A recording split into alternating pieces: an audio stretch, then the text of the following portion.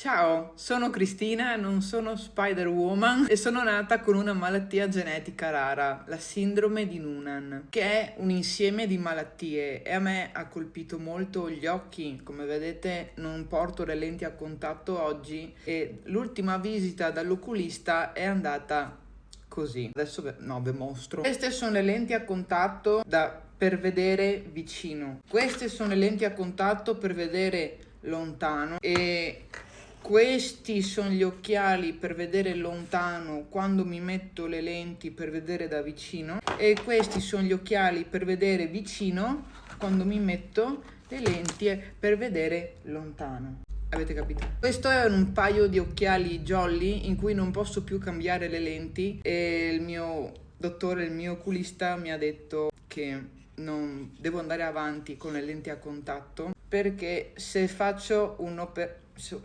l'operazione è molto molto rischiosa e rischio di perdere la vista, rischio la cecità. Quindi andrò avanti con queste e con 3 paia di occhiali per un bel po' di anni. Ci sono giorni molto spesso in cui perdo equilibrio, non ho equilibrio, ho la pressione molto bassa perché ho una miocardia ipertrofica ostruttiva, la pressione è sempre bassa. Il mio bastoncino, quindi questo è il mio è il mio superpotere, ho il super bastone. Attenti voi.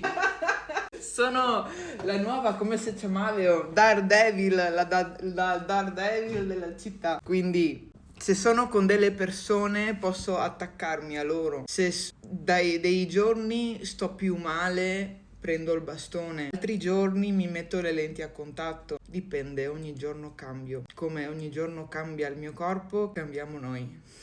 Ciao a tutti.